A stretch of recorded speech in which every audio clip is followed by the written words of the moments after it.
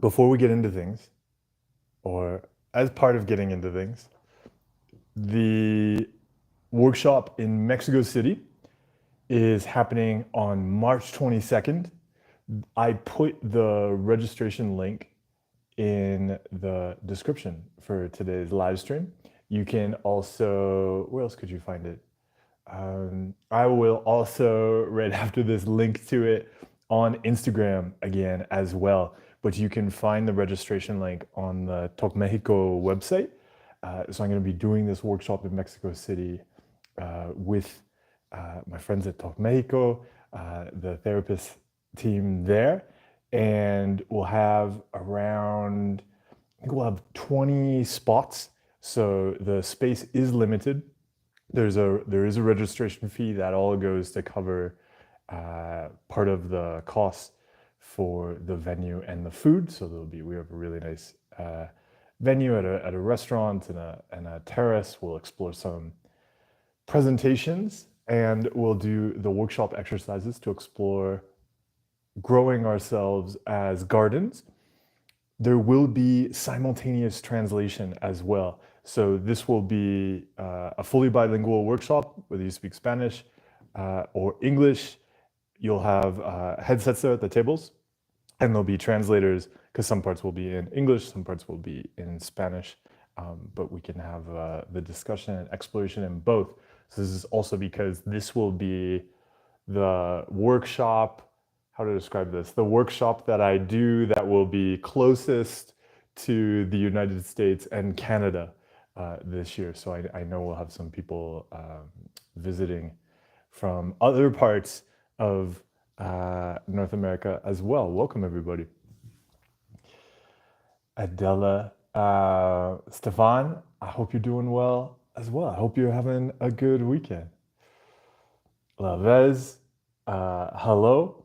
So yeah, to everybody, if you're planning on checking out and joining us for the Mexico City workshop, I would recommend getting that booked and getting things arranged because spots will run out. They will fill up. Other things that are important that we can start off with. Over on the YouTube membership section. So also now, if anybody is just getting caught up on this, I moved the membership channel from Instagram over here to YouTube. And this week on the membership channel, one of the things I did a bunch of posts on was about shame. As we explore today on Brain Tech Support Live, it's useful to be considerate and aware of the rules, the shoulds and shouldn'ts that we will impose on ourselves that can create a lot of struggling and a lot of compulsions. I mean, one of the simple ones is when we start to shame ourselves around just having intrusive thoughts, or when we shame ourselves around getting caught up in compulsions. If we start shaming ourselves and seeing ourselves as contaminated by thoughts, or seeing the thoughts as a contamination, it just so quickly gets us into compulsions to clean away stuff, to try to clean ourselves, to try to fix ourselves. But that only encourages the brain to throw up more of whatever brain stuff is going to break the rules. So, as we explore today on Brain Tech Support Live, be aware of the shoulds and shouldn'ts, the rules that you stick on yourself, and how that can create more of the exact same compulsions that we may feel that we're struggling with.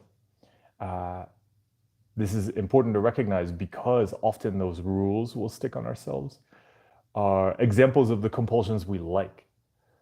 We'll see it as good that we're telling ourselves like we shouldn't have these particular thoughts or these particular feelings. if we get caught up, right, and seeing that, for instance, around relationships, if we're struggling with relationship OCD, like always, we might get caught up in compulsions, shaming ourselves because we're not feeling in some right way about a partner. So let's keep an eye on shame and rules about experiences today. Piano Mix, thanks for ordering one of my books. You said it's arriving at your house in 6 months. It's taking quite a journey.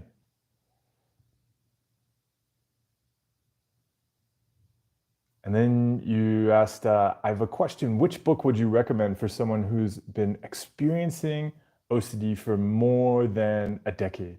There wouldn't be any particular different book I'd recommend if it's been more than a decade, because in general, that would, this may sound strange at first, but if somebody's been struggling with OCD for a decade, I think you'll find in the research, and anecdotally, that's a short amount of time. Even with just somebody searching for help, I can't remember the exact stat right now, but when somebody is searching for help around OCD, that itself often involves meeting with many different professionals, and itself can take a significant chunk of time. So I wouldn't, especially if you're getting caught up on seeing that as like a long amount of time. It could help to see that that's not a surprising amount of time at all. If you're already accessing a book to start to work on mental health skills, something that I always suggest people look at with books is to get a book that's about the things you want to be doing more of in life. It's common that when we start looking for information, just like we might with any compulsion, because if we're trying to find the right information to clean away the brain stuff, we'll just get one book and then another book and another book, and we're going to this site and we're watching all these videos, and we're consuming so much content. But making these changes will be about actions. And one of the key actions will be about giving all of that time and energy that's going to cleaning away thoughts and feelings and starting to give it to growing the things we really care about in life. So what is a book or a piece of information, a video series or whatever, that's going to help you see a path to doing the things you want to be doing? So often the type of book that I'll recommend to people more is a cookbook. When people ask about books, there totally, absolutely can be a time and a place for things like mental health books. I like mental health books. I've written mental health books, but keep an eye on the path to where you want to go. What are the actions and the skills that are going to take you where you want to be going?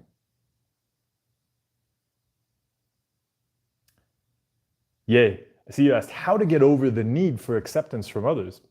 I find it really useful, and this is something I talked about in my book, the switch from getting to giving.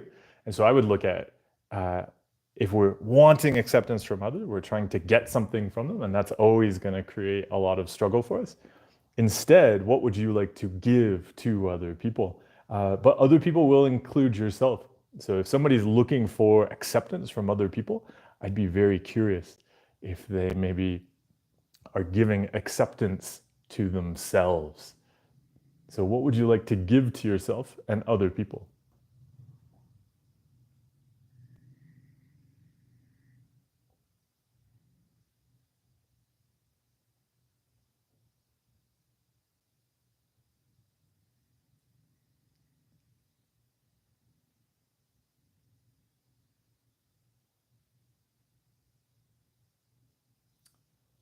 Lalvez, he said, we had a chat about compulsions. I thought I didn't have any compulsions, and you told me I was able to identify a few compulsions just on a little chat, and that was a boom on my head. I'm glad you found the discussion helpful. I find often and this is a great thing for everybody to keep in mind. If you do not think you have compulsions, you probably have a lot of compulsions, and that's again because we're not seeing them as some kind of like bad thing that we need to clean away. It's just useful to recognize. In general, we easily get caught up in doing a lot of controlling around uncertainty, and a lot of it will like and see as necessary.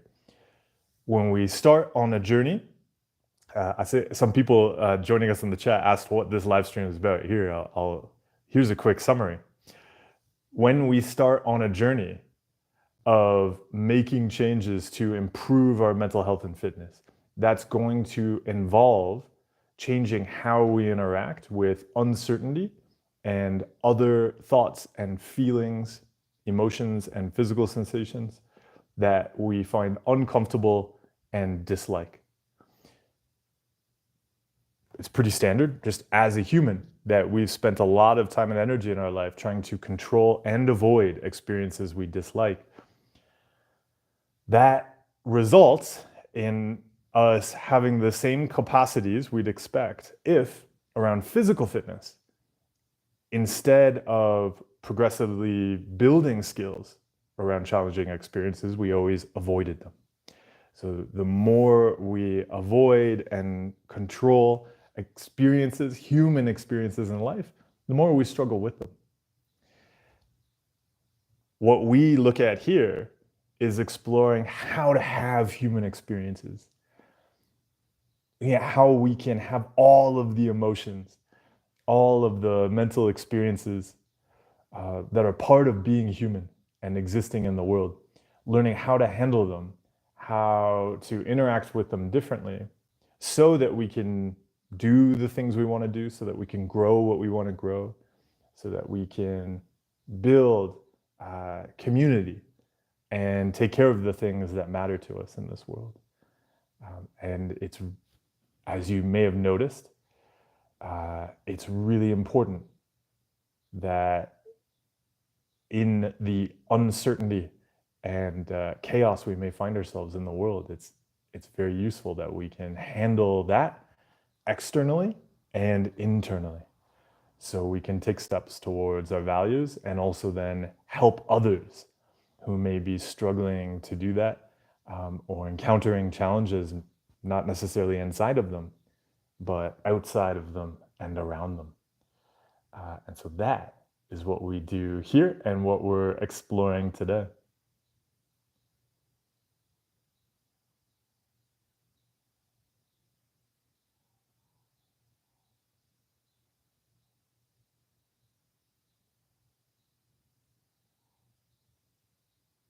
Jisha, you said that you had a conversation with you today over IG regarding relationships, and enjoyed understanding something new. So grateful to be here today. Jisha, thanks for joining and for the conversation on Instagram. Je said, so OCD is the lack of self-trust. Do you think it's better to retell my brain for every situation, or to tell them that I've never broken at the first place and always knows what's up? I'm not sure I totally understand, but I wouldn't see OCD as the lack of self-trust. I think trust is very useful to start building, but I would see it, the practice of doing compulsions is going to lower trust, because every time we do a compulsion, we're basically telling our brain, whatever that fear was, whatever that uncertainty was, I didn't trust this person to handle it. So doing compulsions will lower trust, but I wouldn't necessarily see OCD as the lack of self-trust, because also just in general, seeing OCD as a lack of something, right, gets us to go off and chasing that. Like we could, if you invent any kind of abstract concept that can just get us into chasing after things. So instead of looking at OCD as a lack, I'd put at the center, what is it that you want to be doing and growing in life? And then what are the actions that are going to take you there?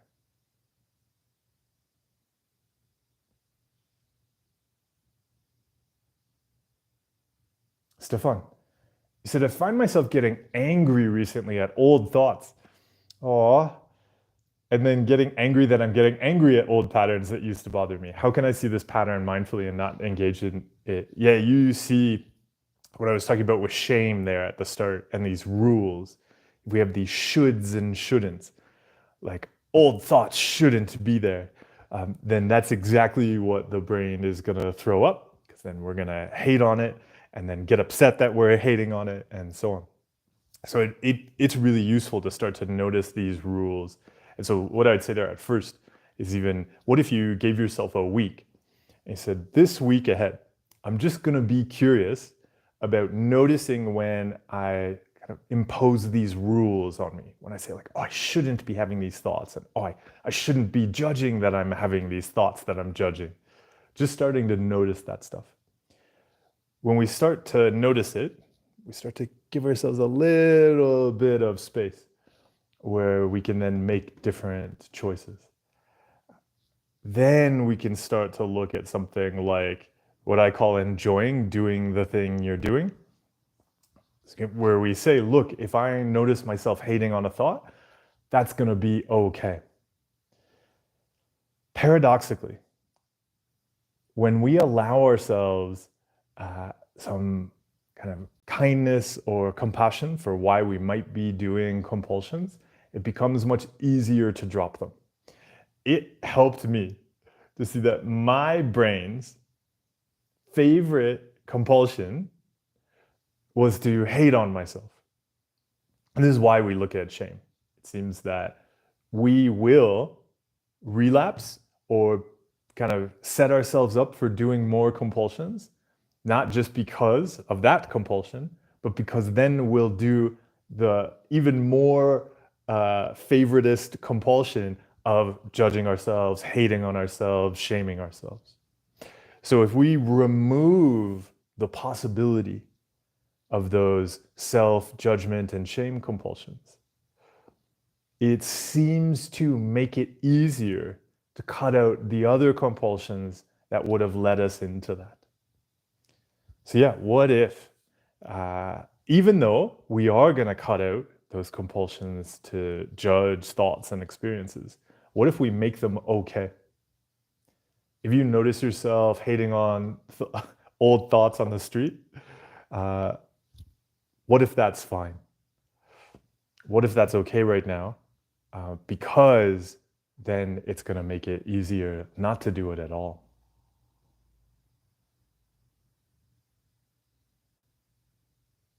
Yeah, Stefan, and I see, Stefan, your note down below, pure O is just regular O.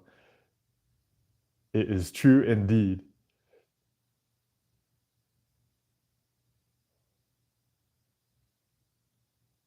Jivan, you ask, what's the best advice for stopping over apologizing? Like saying sorry and the person is all cool, and then the anxiety is like, oh, but they need to know this. The apology was too broad, etc. Yeah, is not doing it. So over apologizing, you see it there. The brain will just always demand more. It'll say, no, you haven't done it right, or you haven't done it enough. This bad thing is going to happen because you haven't apologized properly. And so that's the thing we risk. What helped me, so as like a broad value that's action-based, that really helped with then cutting out all sorts of compulsions, was to just set as a guideline that I don't go back. So if I apologize for something, and then the brain says, oh, you didn't do that right, like for whatever reason, like you missed the thing, or you didn't have the right feeling, or you didn't have the right thought, or you did it too broadly, whatever. And just saying, oh, that's too bad then, right? Like that's where we get to work on the thing we're afraid of. So the the brain is implying that, oh, because I didn't apologize correctly, that person's going to hate me. I'm going to be alone forever. They're going to tell everybody in the world that I'm this horrible person. They're going to put it up on billboards. I'll be alone forever. And so then I risk that. I say, fine, brain, I guess that's what's going to happen. And I'm going to give myself the kindness and support to handle that. But I can't go back. So I can't redo the apology. I'm not going to apologize again. I'm going to go do something else that I value. Since this is my last day, I'll get to spend time with people before they all abandon me because I didn't apologize correctly. So rather than apologizing again, I'm going to go spend some time with people since I won't get to see them again. Isabel, yeah, you said intrusive thoughts not giving me any more anxiety. It is one of the really common compulsions that will check for reassurance that an intrusive thought makes us anxious.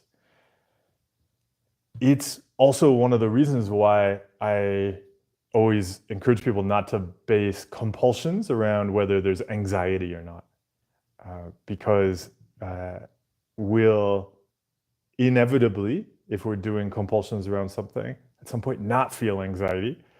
If we've been using that for reassurance, then we'll end up doing even more compulsions. So yeah, whether we have a feeling or don't have a feeling, positive or negative, irrelevant. Instead, I find it much more useful just to look at what we want to give our time and energy to in life.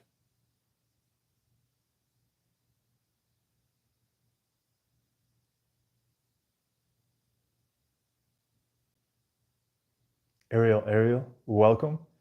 Thanks for being part of the membership channel.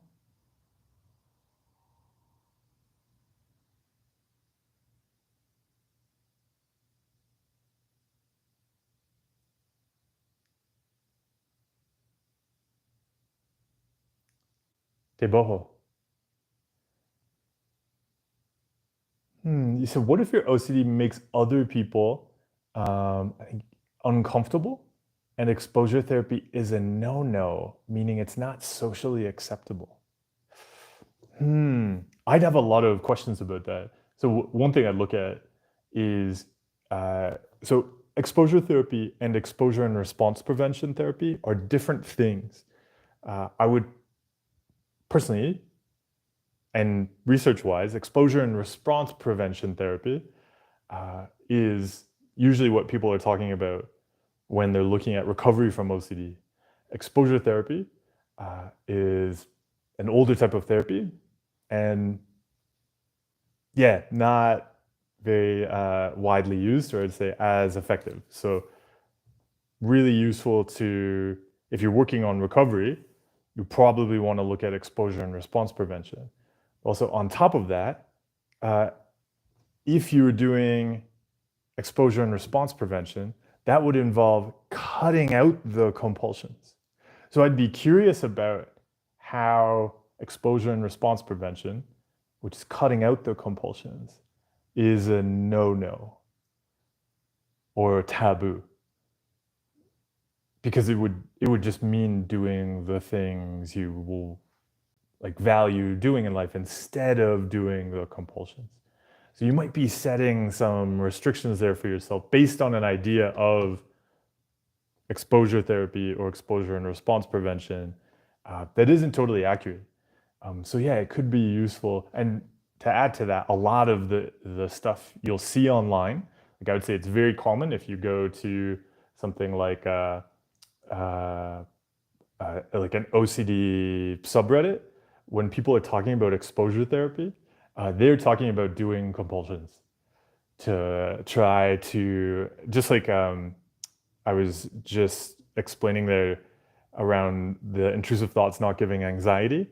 Often when you see people on an OCD focused group talking about exposure therapy, a lot of the times they're just trying to do compulsions around getting bad feelings about something they dislike, and then just repeating that over and over and over and over again. And that probably won't be very effective. So yeah, if you're thinking right now that exposure therapy means you have to do something that's going to bring up a lot of anxiety, uh, that may not be the most effective way to approach it.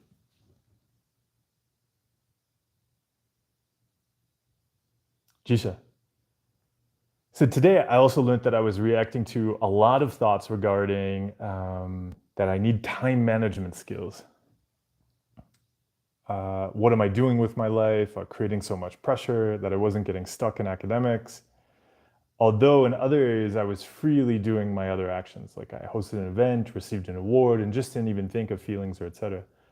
I just wasn't able to transfer to the same skills to academics, and now I know why, because I was creating too much pressure. Oh yeah, that'll be nice to not put so much pressure on yourself.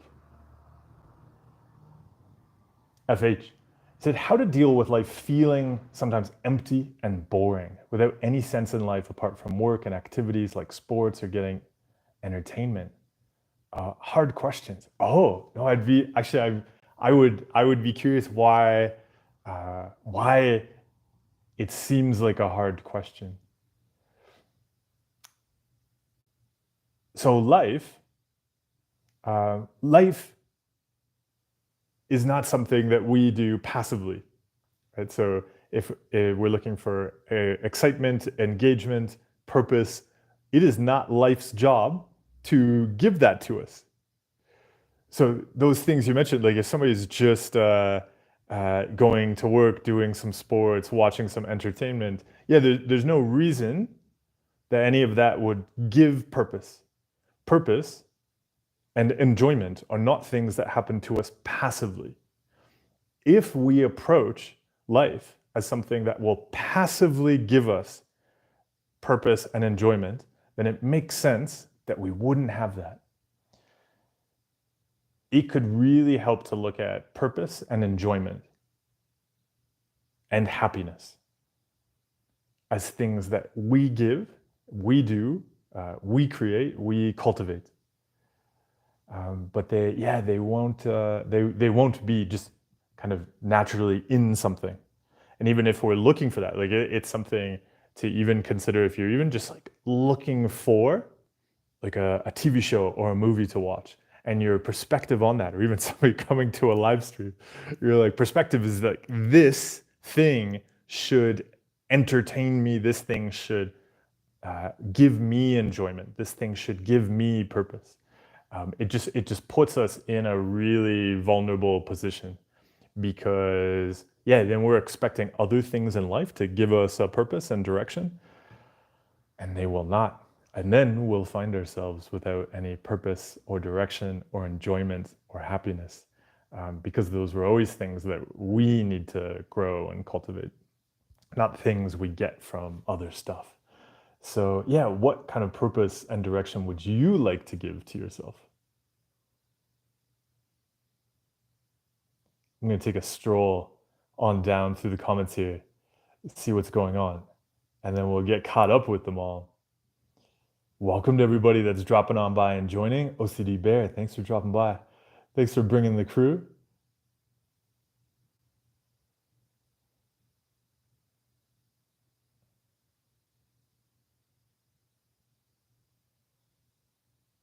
EL, I see you asked a question down below about gladdening the mind, and I do not know what that term means.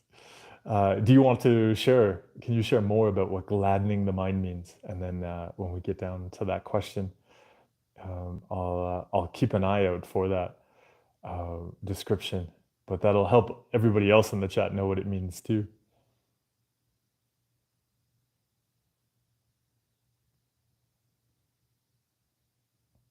And I think we're at Anant.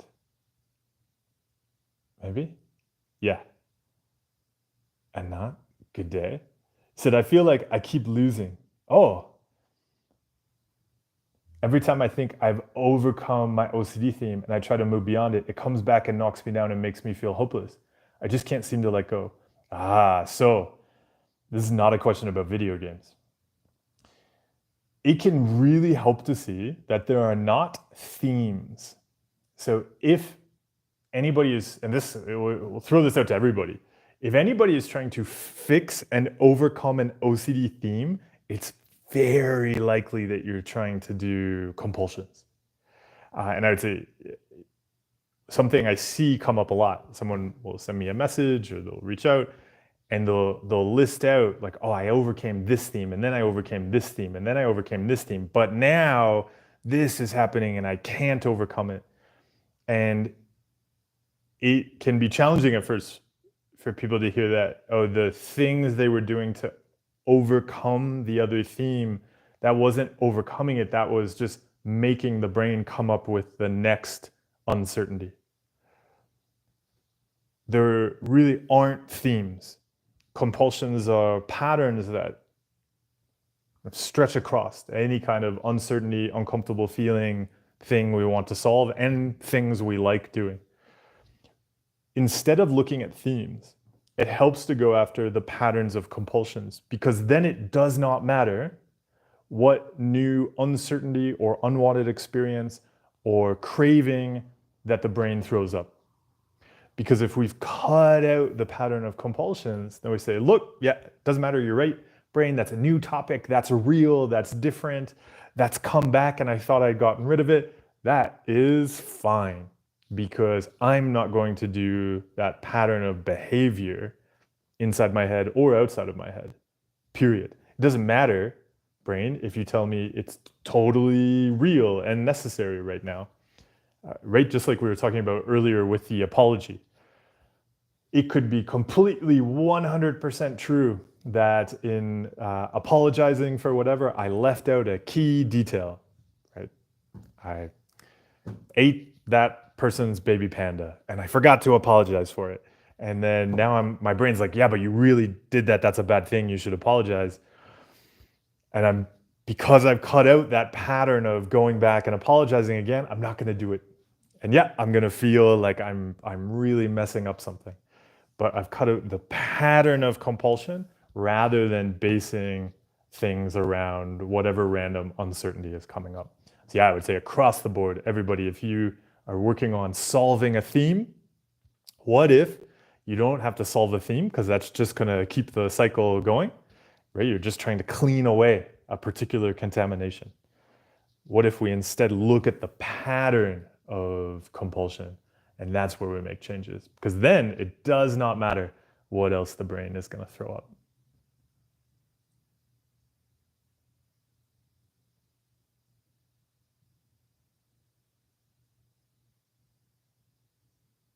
So enjoy tackling patterns over getting caught up in like each specific thing the brain will throw up, because it's super imaginative.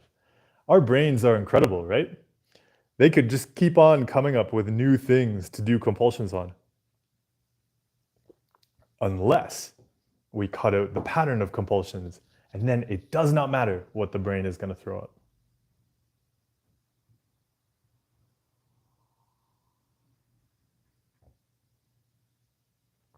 Nomad. So whenever I feel wronged by someone, I spend a lot of time arguing with that person in my head. How can I not get stuck in that cycle of anger and taking things really personal? One of the things we can do in those moments is really recognize what hurts there. So if we feel wronged by somebody and we're spinning our wheels in our heads, we're trying to get that sense of control, that sense of security, that sense of fixing the wrong. But often it's not possible. And all we're doing then is actually really hurting ourselves, we're hurting our mental health. So in those moments, one of the things we can do is notice ourselves like a younger version of ourselves. So if we were babysitting a child version of ourselves, and that kid was hurt and wanted to talk about that over and over and over again, right? What that other person did. And now you, noticing that the kid is hurt and wanting to control what that other person did because they feel vulnerable, you're going to give that kid comfort. That comfort, though, isn't going to be caught up in the wrong thing the person did. but instead recognizing why that kid feels vulnerable, why that kid feels hurt, why that kid feels in danger because of how that other person wronged them. What do you want to give to that kid in that moment? Recognizing with a lot of compassion and kindness why that kid feels scared. And that can be a way to take ourselves past the kind of the superficial experience and get at what that vulnerability and fear is there, uh, that we're reacting to because something threatened it. And so can you give that kid a hug, and can you take that kid to do something um, that's going to be more useful for them, that's going to support them. And how can you help them see that, yeah, they feel threatened by that thing that happened, but you're going to take care of them now. You're going to give to them whatever it is that's going to support that vulnerability that they're struggling with.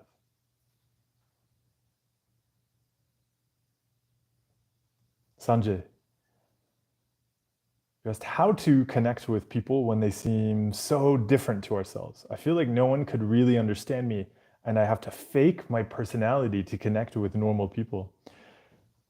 Yeah, what if?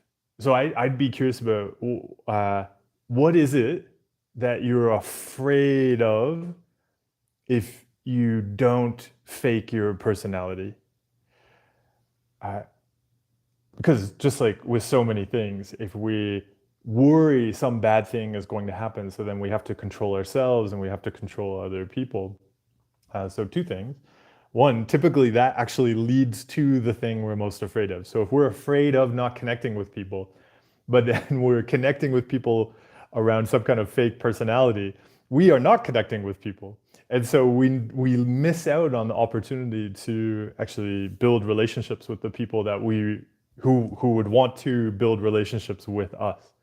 So the end result of doing that compulsion is the very thing that we're trying to control. So that is very common. But also then I'd be curious about what you're trying to get there, and what if instead you looked at what you want to give to others as yourself. And so also just in general, the goal wasn't like, I need to connect with other people, because that becomes a classic subjective thing that we'll chase after and do compulsions around. Just like if we said, I need to have a clean relationship with people. The moment we start to introduce something vague like connection, we'll often find ourselves scrambling for compulsions. But what if instead of needing to get connection, you got to simply look at what you want to give other people as yourself?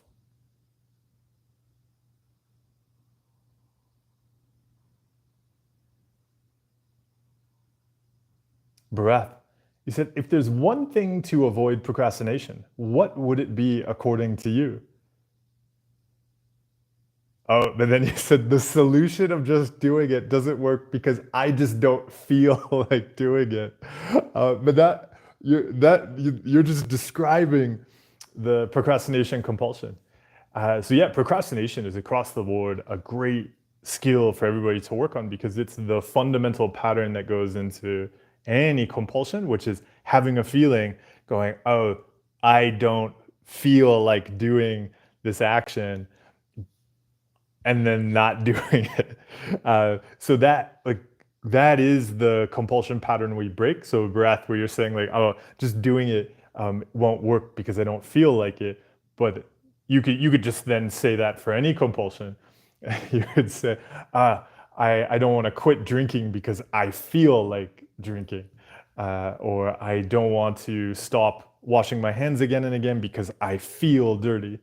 The skill we're working on is starting to recognize that basing actions around feelings creates all sorts of problems for us. And so the number one thing to do So yeah, if you don't want to just do it, then I would say the number one thing to do is going to be to learn how to have feelings while doing actions. And you could do that in other areas of life as well. Adela said, so I wanted to start with running again after a big overtraining and eating disorder, but I keep burning out and doing compulsions around it. It is so tiring, even I committed to it. Yeah, so, one of the things, um, it could be really useful to look at maybe a couple things here. So one, uh, have you explored that the patterns, the same patterns that went into what you saw as the overtraining and eating disorder are present in other areas of life?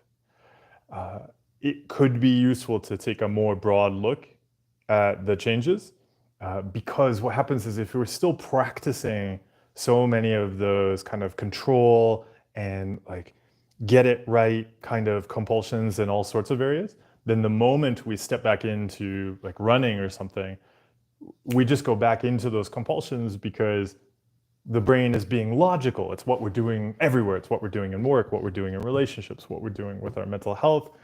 And so it just goes right back into it when we explore fitness again. So I'd be curious if there are similar patterns that seem normal and likable happening in other areas. So that'd be one of the places I'd look at. Another thing that can be really useful is to connect with a trainer that is experienced with, as you mentioned, like overtraining and eating disorder compulsions. There are many of them. It's quite common that people have had the experiences that you're having, and it's also really important uh, in a variety. Actually, I would say in all sports. It's really important if somebody wants to excel at a high level and make it sustainable that they need to learn mental health and fitness skills to do that. And so you'll also find if you kind of look for trainers that you could work with that could develop a plan with you, it'll also be quite common that you'll see they've maybe shared on social media or they'll share in training that, yeah, they experienced something similar and they're going to share the tools and techniques that help them move around that. Because it's quite often when we start out with things, if we take a very controlling approach, we may excel initially. And then we get to a point where we see that that doesn't scale to the reality of life and the complexity of life. And then we need to learn healthier ways and new ways of pursuing goals so that we can sustain it and enjoy these practices. So yeah, I would look broadly, where else are these patterns coming up in life? Because those can be great ways to start working on making changes. And then, yeah, is it possible to connect with community members or a trainer with similar experiences that can share kind of more sustainable training plans? And enjoy. I hope, yeah, you have fun as you explore gently stepping back into practices you'd like to enjoy in life. Lewis said, I've most recently been experiencing compulsions around guilt, mostly of offending people in the past, and shame, cringing at and hating myself. Any advice? Yeah, I don't know if you missed it at the start of the live stream. I was talking about shame and these rules we place on ourselves. So really, it's a kind of the theme of the day. One of the things I noticed is that you mentioned that you've been experiencing compulsions. It can really help to see that we do the compulsions. So if we're judging ourselves as having like not apologized in the right way, like, oh, I've offended somebody, or we're hating on ourselves, like really recognizing that like we do that. And so we can make changes there. We don't have to do that. Yeah, so what would you like to give to yourself instead? If you see yourself as you're like number one most favorite colleague that works at the same organization as you, and you really want that colleague to come back to work tomorrow, how do you want to talk to them and treat them? How do you want to share with them that you're a fan of them, an unreasonable fan of them? you're probably not going to hate on them every day and keep telling them they should do things differently. So yeah, what would you like to give to them? OCD Bear, thank you so much for the donation. And I see, yeah, you saw the frying pan emoji on the Mental Fitness Discord server. That's an amazing emoji. And of course, for anybody that's unfamiliar with the frying pan emoji, it is because when we are doing compulsions, we are just hitting ourselves in the face with a frying pan. It is not a useful way to use a frying pan. And then when we look at doing the actions we value, we don't have to do some kind of special thing to hate on the frying pan. We can just use the frying pan to bake something and cook something and fry something delicious. We can identify the actions we value and use it that way. There doesn't need to be some kind of big ritual to clean the frying pan or how we were using it in the past. Yeah. So let's use our frying pans, our minds, in ways that are useful to us. So yeah, thanks a lot, OCD Bear. AK321.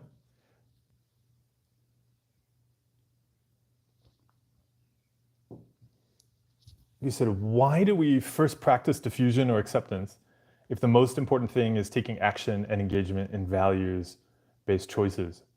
Well, I wouldn't see those as separate. Like right now, if I'm talking to you, I am, you'd say, engaging in diffusion around the lamp that is sitting right there. I can see the lamp there, and I'm choosing to talk to you right now rather than I don't know, argue with the lamp or something like that. Those are just not separate. We If we're giving our time and energy to the things we value, we are they're naturally then accepting all sorts of other things. And it's to really recognize that. Like acceptance, I'll often describe it not as a doing, but an undoing.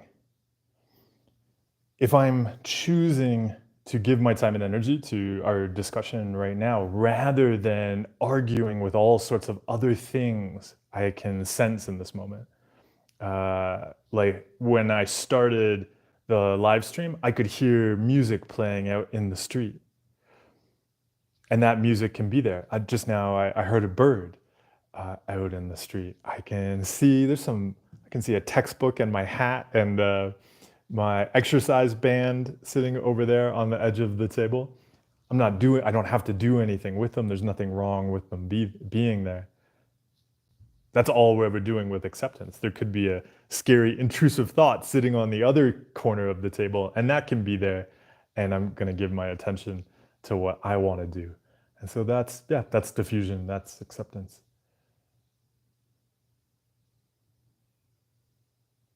Okay, EL, I think we got down to the question on gladdening, and I think I saw that you shared about what it is. Okay, so EL asked about our thoughts on gladdening, and then has explained.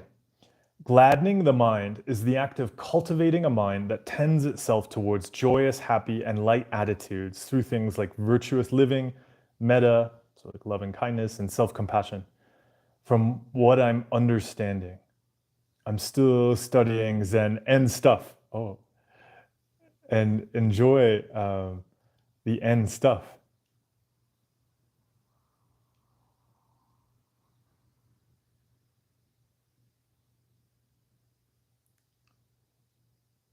I'm just doing a quick scroll through the chat, and then we'll pop back out to gladdening.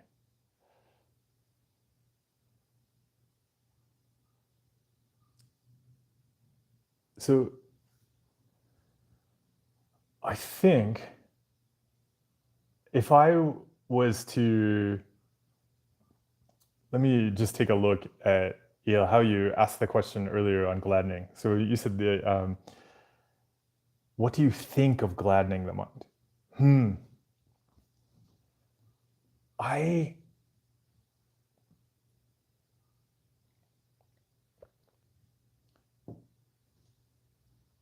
I find it useful. So yeah, say if we're looking at it as a technique or a concept to explore in meditation, I do find it useful, and this links back to everything we're discussing with shame. If we're sitting down to meditate, and if we're just doing anything in life, to notice if we have a lot of rules and judgments around a particular experience, because that's going to create a lot of suffering for us. Because if we, like we were talking about old intrusive thoughts earlier, so if an old intrusive thought pops up and our reaction is like, oh, you shouldn't be here and I hate to see you again, and now I have to work hard to accept you during meditation. If we're taking that approach, yeah, we're kind of setting the mind up in this kind of very negative, fighting on the battlefield framework.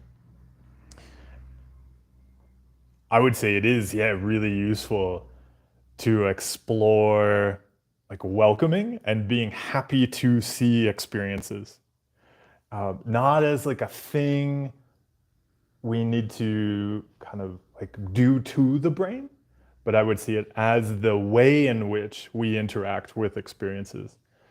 So as an active thing that we have that opportunity when we have a thought or a feeling to be kind to it, to be like welcoming and enthusiastic to it. Often we're antagonistic and angry about thoughts because we're trying to protect that vulnerability. So even thinking again about that younger version, that kid version of ourselves, and why they want to repeat over and over again why that other person is bad, and why we do that to a thought, because we're taking this approach that the thought or the emotion or whatever is dangerous and can hurt us. So we're going to go to battle with it. We're going to be mean to it. But it can't actually do anything. And it is something we can celebrate. Like, we are a human having human experiences. And so what if we step towards it with that kindness and that kind of compassion and welcoming perspective? And so, yeah, I think in that sense, it's so useful to start to consider being kind and kind of, yeah, like glad, enthusiastic towards experiences, because we create so much struggle for ourselves by hating on them. So let's be kind to experiences today. Stefan said, my brain plays the trick where it goes, hey, you did a compulsion, or maybe you didn't. You're going to suffer or take a step back and process if you don't figure out how can I see this pattern differently. Yeah, and maybe just like we were just talking about, what if we start to welcome these experiences and recognize the vulnerability there? Because you see it there. If we think of that kid again, he's going, oh no, I did something wrong and I'm going to get punished by being sent back to, an experience I had in the past that was difficult. I'm going to get punished by being made to relapse. Excuse me. And so recognizing what that kid's afraid of, we can see why we're kind of going to battle with thoughts and feelings. But if we start to recognize that, and we recognize that actually we, right now, in our interaction with this experience, get to practice the skills we want to practice throughout life. How can we make it okay then in that moment for that to be there? Well, giving ourselves the support and the respect to recognize that, yeah, how we interact with the thought right now isn't going to send us spiraling back into a relapse. We can trust ourselves to see if we're spending our time and energy on things we don't want to, and then make changes. And so it is that opportunity to give yourself a lot of trust too.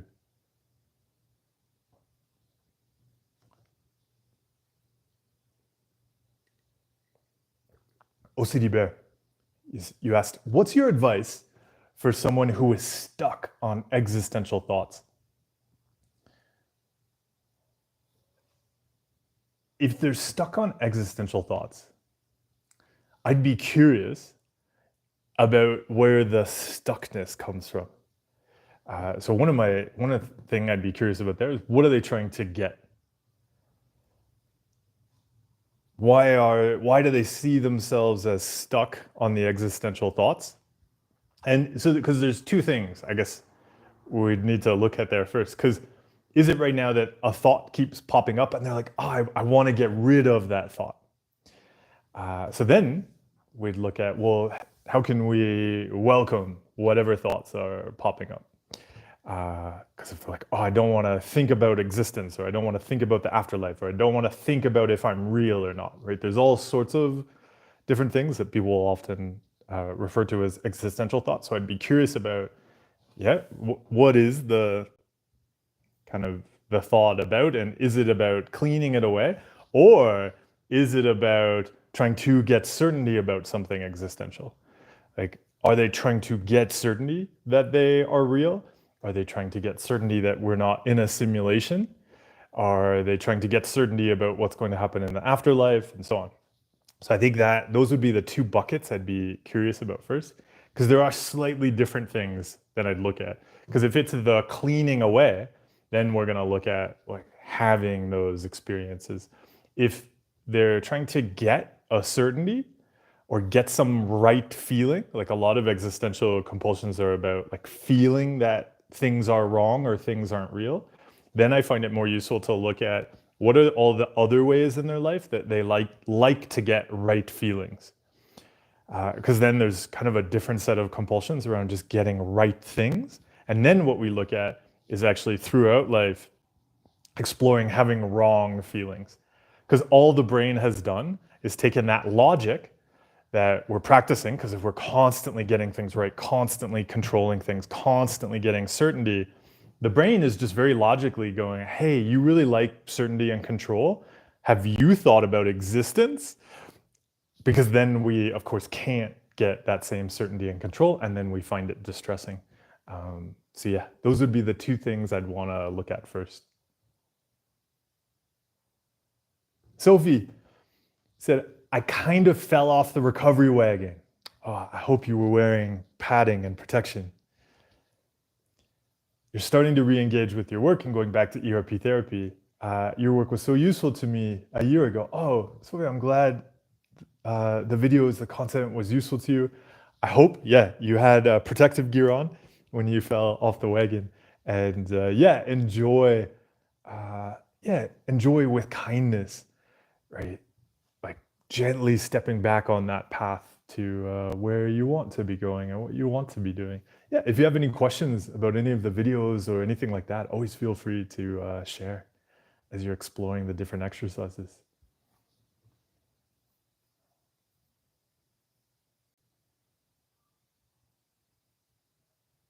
Stefan, yeah, this is a great point. Stefan shared, an Orthodox monk once told me that people ask him how to fight the battle against sin. And he said, turn around. Because if you fight it, it's the only thing you think about and it becomes your life. Yeah, totally. I realize it's the same concept applies to the idea of fighting your OCD. It's time to step off the battlefield. Yeah. Such wise and useful advice. And you see so many practices, so many religious and cultural practices around the world have always been trying to help people navigate the experiences of having a human brain living on our planet. Yeah, if we're focused on I'm going to fight and defeat whatever thing, I'm going to beat OCD, anxiety, this intrusive thought, whatever, we're putting it at the center and we make it necessary. You can't let go of it. And this, across the board for everybody, it's one of the reasons I'll always encourage people to set something at the center that's about the actions they value, or to connect with communities that are around the things you value doing. If we put a thing we want to clean away at the center, then you always have to keep it with you. And it becomes so impossible to leave behind. It's also why we do not measure progress by getting rid of intrusive thoughts, experiencing less anxiety, any of that kind of stuff. Because again, what do you need then? If you want to experience more progress, you need more anxiety, you need more intrusive thoughts so you can clean them away and feel like you're progressing again. Do not put at the center the thing you want to get rid of. When people reach out about things like coaching work, if somebody says something like, hey, like I want to work with you to get rid of my intrusive thoughts or get rid of OCD or something like that, I will always tell them I cannot be of use, and that is not at all the thing that we would focus on. If you want to go and clean something away, that's just going to be more of the compulsions. There are, of course, lots of places and people you can connect with that will try to help you spend a lot of time and energy cleaning that stuff away. But that is not what I would work on. Harun said, is it about getting rid of the thoughts or ignoring them? And so right there, what if you don't have to do any specific goal around thoughts? Because the thoughts, they'll just take care of themselves. What do you want to give your time and energy to instead?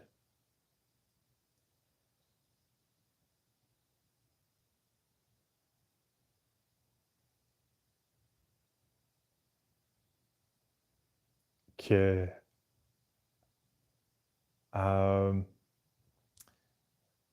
I can see Tabernaculode. I can see you a couple of times posted about the keto diet for OCD. So there's two things. One, I strongly recommend not picking up an eating disorder, trying to fix and clean away thoughts and feelings. And you can see there by posting the same question more than once, the thing that's going to be really good for getting over OCD is going to be cutting out the compulsions and adding in a bunch of restrictive eating whatevers. At first, is probably, somebody probably would notice what they would tell you is a reduction in OCD, but you've got to look at just how much time and energy the person is suddenly spending on compulsions to control food and to check how they're feeling and to check thoughts and things like that. If we're introducing a whole massive set of control compulsions into our life, then it's very likely initially that we'll tell ourselves we're seeing some kind of reduction in thoughts, but that's because we've added in all of these extra controlling behaviors. There is no special magic ritual that's going to cut out the compulsions for us. So that is something we have to do.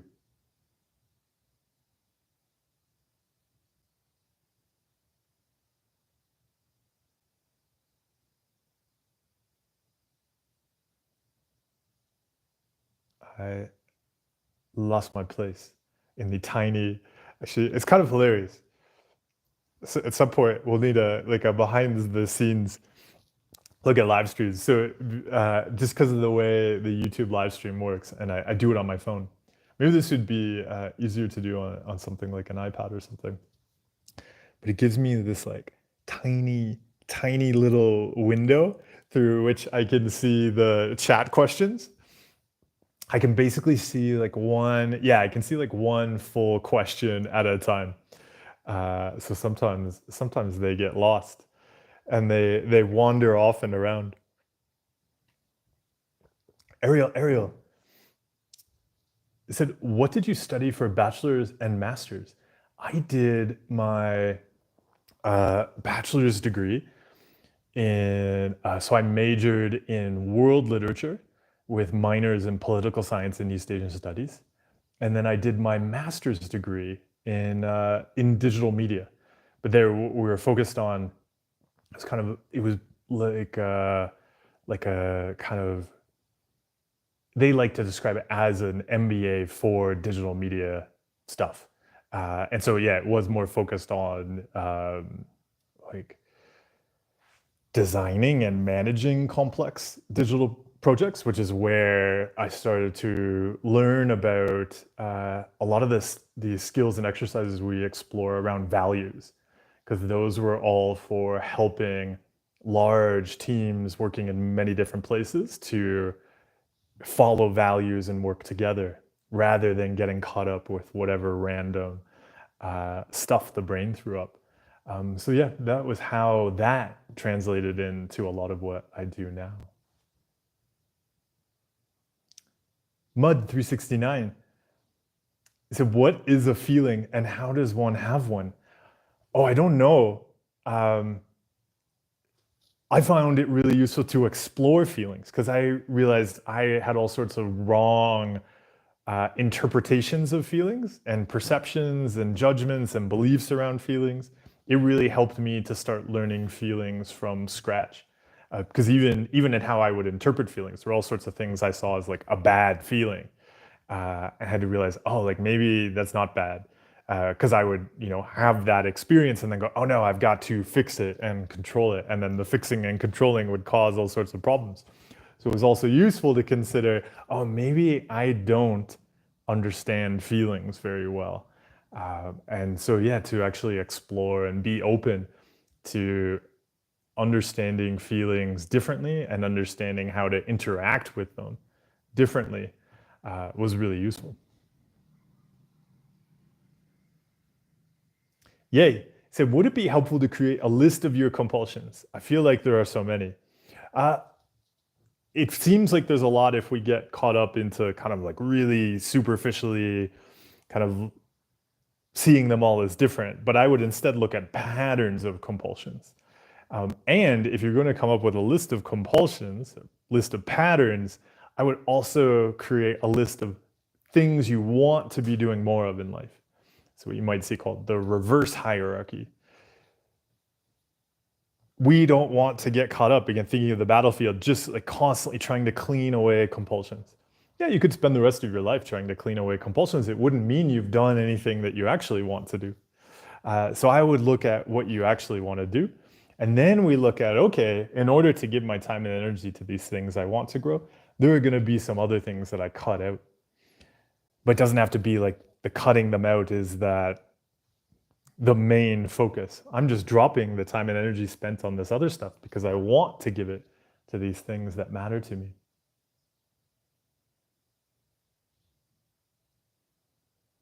Rob the Bob said, do you have any suggestions for how to approach imposter syndrome and work related?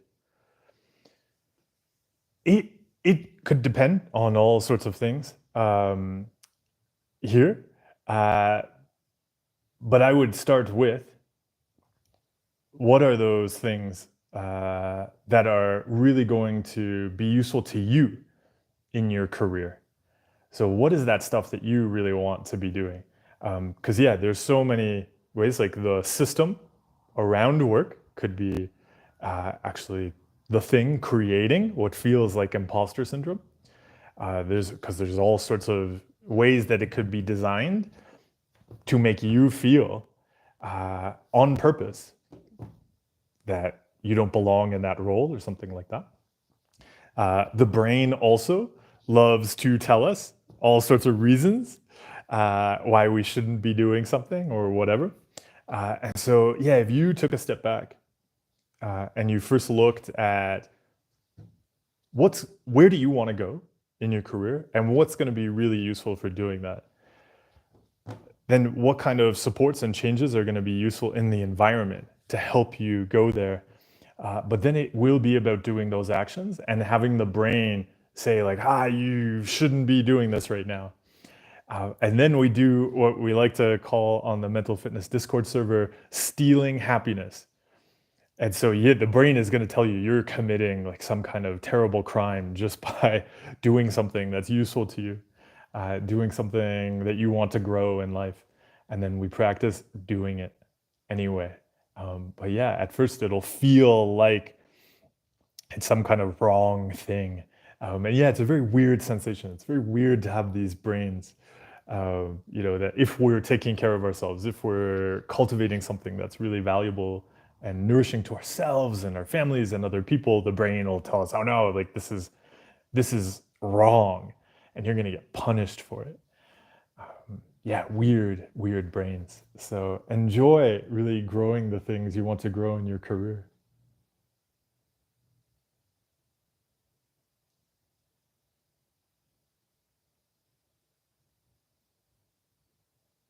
Andre, yes, what are your thoughts on the ICBT approach?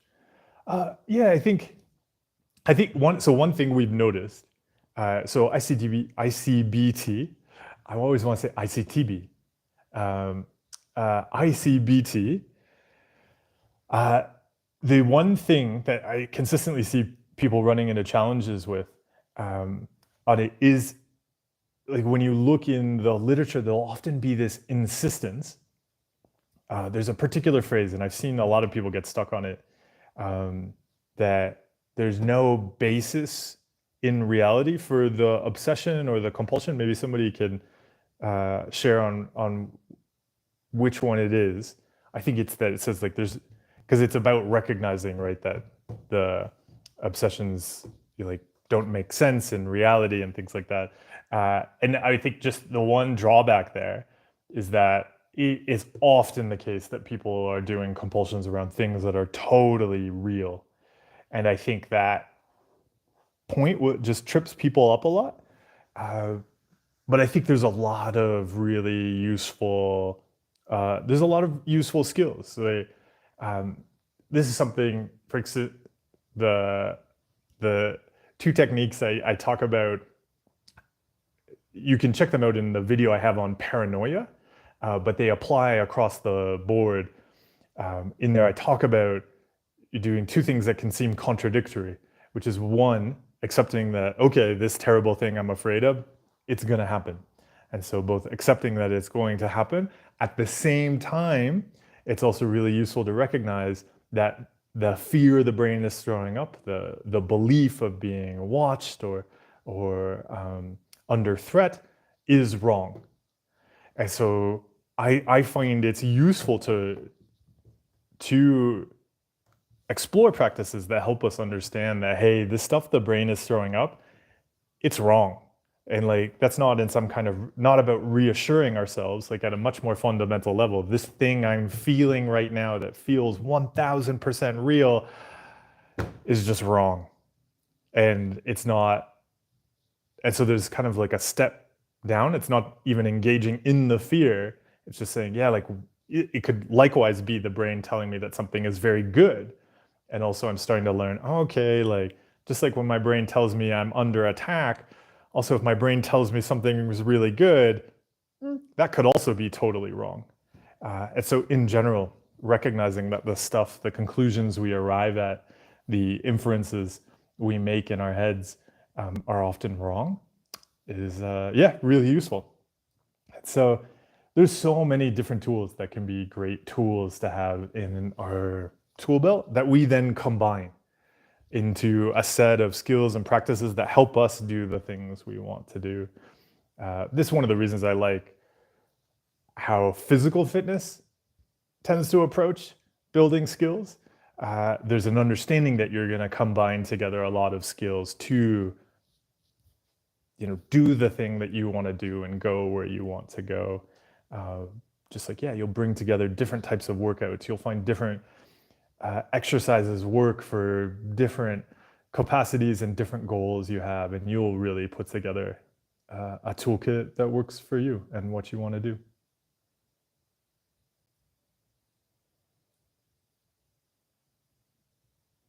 Andre, yeah, you said the biggest problem I have on this journey is the mental compulsions and how to stop doing that stuff. Like, sometimes we can't separate what I'm doing and what the brain is throwing up. So it really helped me to uh, explore doing things differently in my head. First, by learning how to do things differently with stuff I liked doing in my head. So that'd be one thing I'd look at, not just making it about trying to change mental compulsions around stuff we judge as bad. It's across the board. It's how we use our brain, period. And then the other thing I found really helpful was meditation. Meditation was such a useful way to learn how to do things differently in my head and make my brain sit down on the mat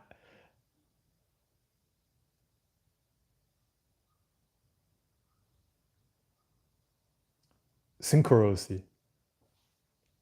Your question is, there are two people with the same level of OCD. So one obsession, for example, can't appear in a second person because he has different underlying insecurities. Actually, synchronicity, I'm not sure I understand the question. Can you maybe ask, maybe rephrase it differently or explain a bit more about what you're asking about?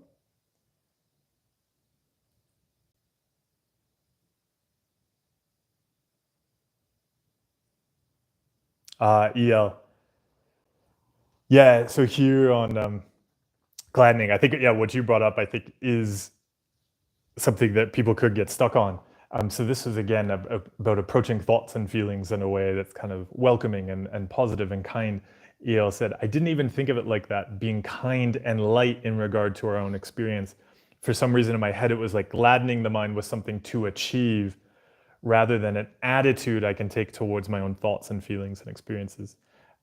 Yeah, EL, thanks for bringing up the topic, because exactly, this is, with anything in meditation, it really helps, I would say, to see that it is always a practice in the present. And so if we are trying to, or to phrase it this way, we're not trying to make our brains be a particular way. Then we end up striving or achieving, or also seeing like it's the brain that needs to change.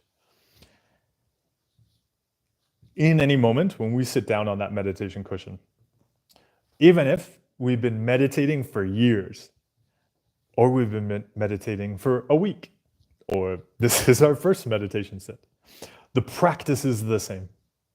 And if we get caught up in like wanting to change the brain, or also expecting the brain to be different, that can set us up for a lot of challenges. Because likewise, if somebody sits down and they were like, I've been meditating for a long time. Yeah, why is this thought here? It shouldn't be here.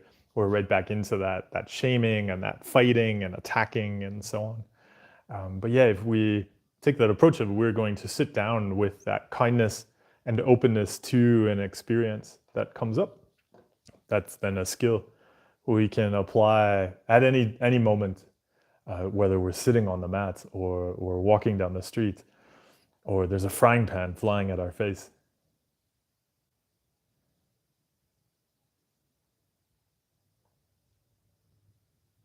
Rob, yeah, so continuing on the question about imposter syndrome and work, you said, my work is quite relationship focused towards the customer.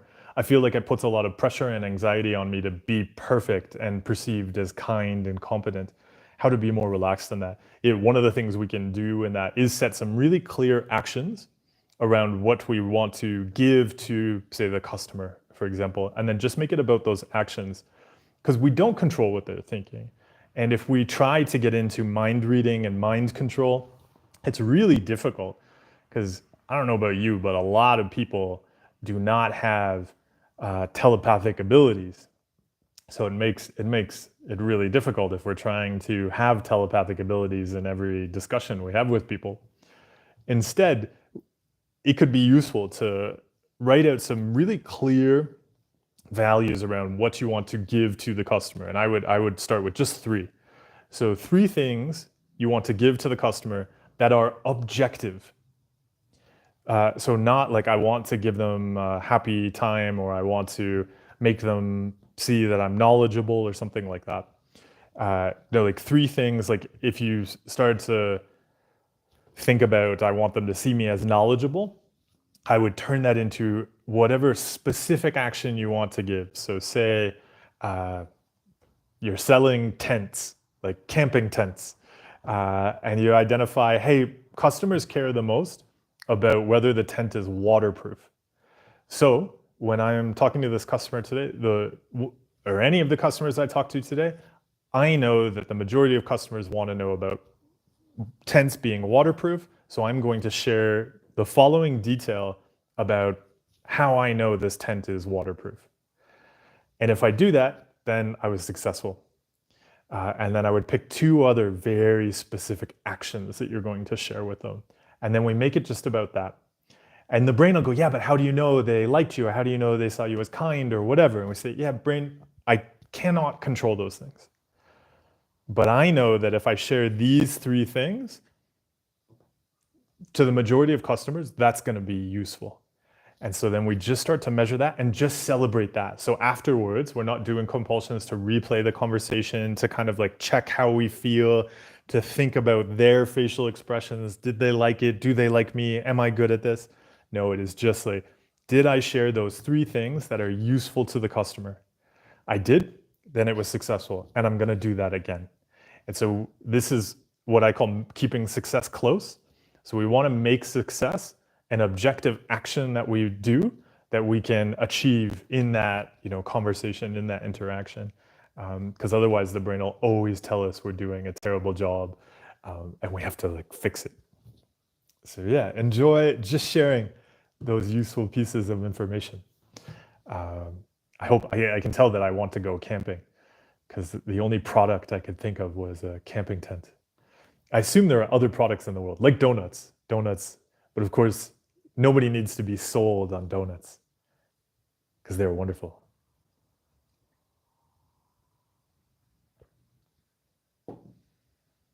Himanshu said, my rumination started with the fear of death, early childhood. It eventually came out as full-blown OCD. Well, I did overcome it eventually. I still struggle with these fundamental fears. Any recommendations to deal with such fundamental fears? I'd be curious about what you're trying to do with the fear of death. Like, again, that idea of like overcoming it, but then it's still there. But why shouldn't it be there? We're human and we like living. And so it is 1000% very human to dislike thoughts about death. We're afraid of death because we enjoy living. And so we do not need to clean away the fear of death. In any moments, if we notice pain or loss or a feeling of suffering around death, we can give kindness and compassion to that. It makes sense. Of course, we don't want to experience loss. We don't want to experience loss of ourselves or loss of people we care about. And that's not something to clean away. If anybody's thinking like, oh, like I'm upset by the fear of death, I need to get rid of that, that's going to create so much struggle for you.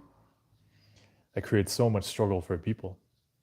But what if in that moment when we notice that vulnerability, we can recognize that it comes from a place of wanting to live and enjoying life.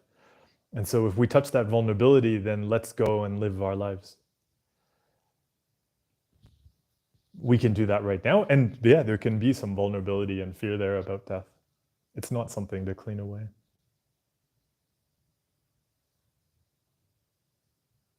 Jorpens are welcome. And Charm, ciao to Italy. Suparna, hello to India. And Pom Pom Kitty, it's great to see you. Oh, I'm glad you're enjoying the gardening analogy.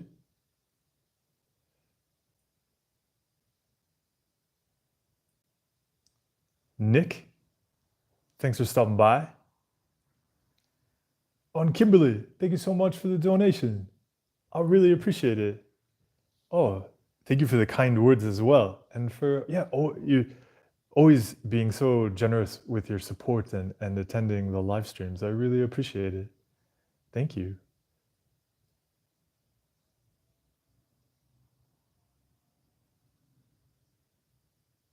All right. I took a little stroll down through the comments. It's great to see everybody. I hope you're having a good Sunday. I think, yeah, it's Sunday for everybody on the live stream, right? Nobody, yeah, because even on the other side of the world right now, it's just Sunday evening. FH, I'm gonna top up the water in my mate.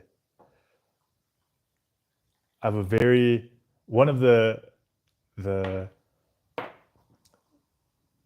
quirks of constantly moving around different places is that you can't control the size of the tea or coffee mug. And I would say this place, these are particularly small mugs.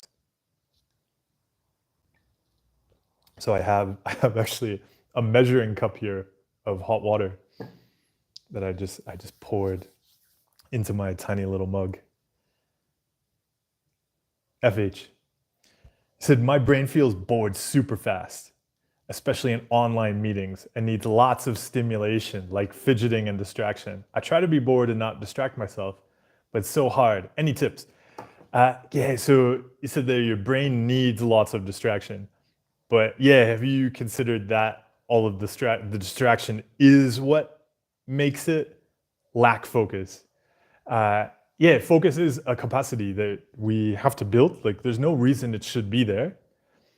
Same with endurance. Like, we would never see ourselves as having, like, if you don't do any cardiovascular exercise and then somebody is like, hey, can you run this over there? You'd get, right, physically in a lot of distress pretty damn quickly.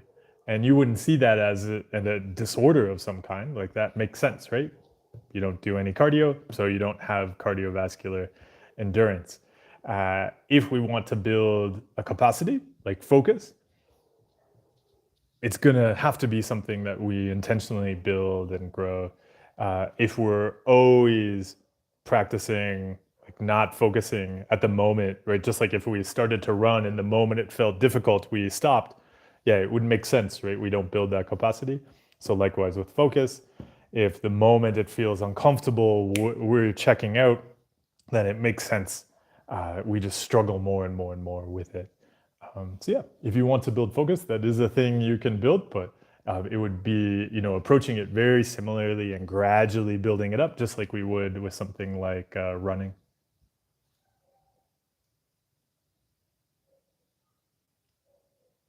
Angel said, when I am ruminating, I stop and ask, what would I do if I did not have these thoughts and not have a fear or care so much? Yeah, and then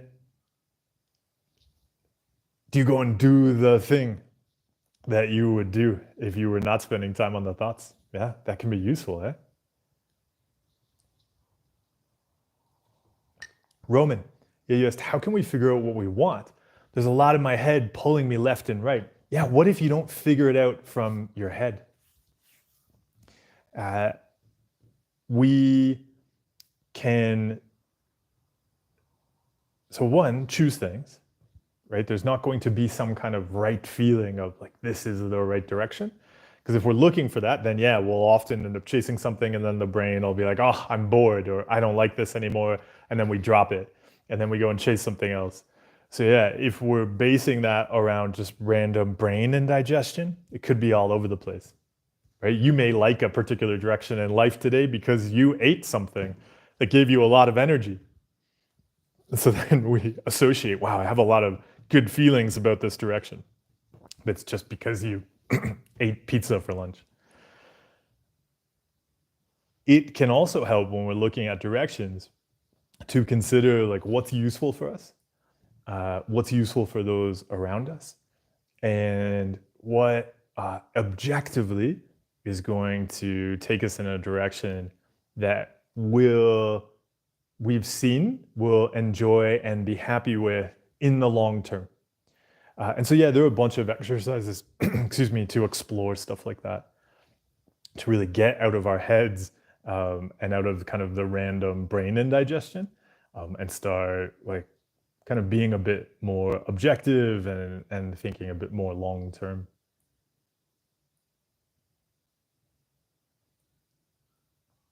M said, I regret not stopping with compulsion sooner because this only got worse and I knew it, but I didn't stop.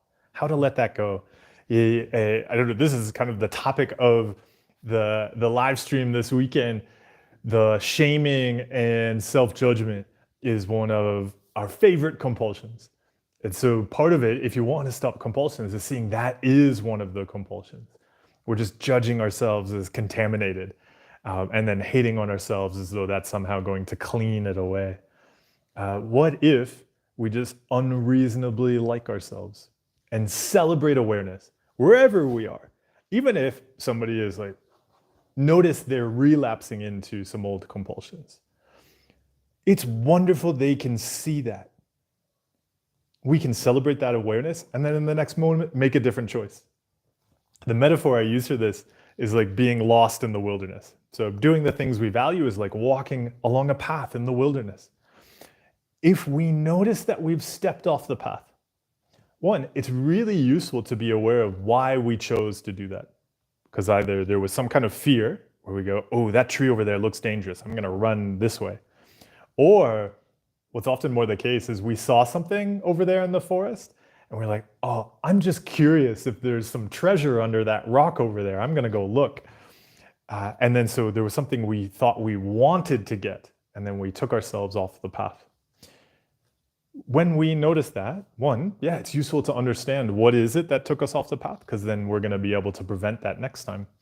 But two, if you notice that you have wandered off the path in the forest, do not then punish yourself by doing more compulsions, right? Like by saying, I wandered off the path, I'm going to have to make myself more lost now because that's bad.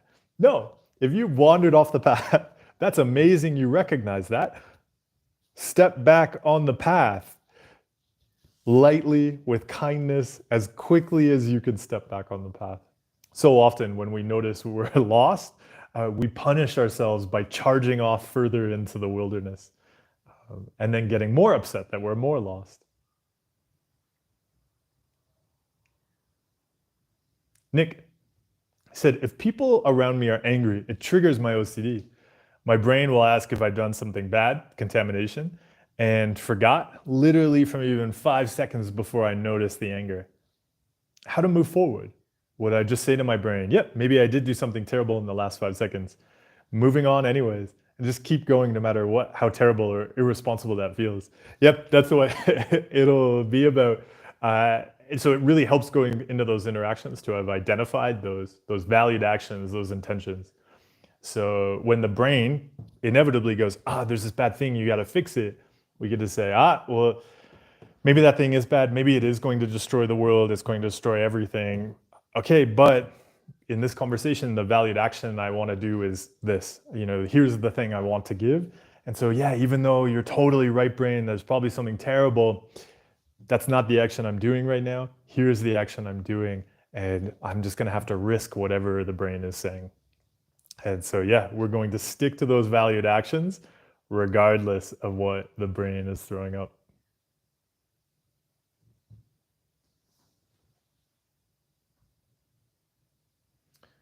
Yeah, Roman the Roman. So he said, do you have any tips for people that can't focus very long on things like the breath? When I try meditating, I end up having mental discussions and situations 95% of the time. So can you notice in your question there, you just described that you are very good at focusing. You're spending 95% of your meditation time focused on one thing. That one thing is having discussions with your thoughts in your head, but you have no problem with focusing. It could be useful to instead see that the thing you're going to be working on is moving your attention around. This is often the skill that people, I would say, need to start exploring when they're starting to work on meditation. There is a free meditation course on the Toolkit store. So it's called The Basics of Being. I think if you just Google Basics of Being, it'll come up. One of the first exercises I have a guided meditation video there on is just learning how to move your attention around your body. If you notice that you lock in your focus on one thing right now when you're meditating, the thing that I usually recommend people start with there is not trying to then focus just on one other thing, but doing body scan meditations where you're moving your attention around, just so you start to learn that you can choose where you give your attention. And seeing it as building flexibility rather than focus. Because yeah, you're really good at focus. 95% of your meditation sit focused on one thing is pretty amazing.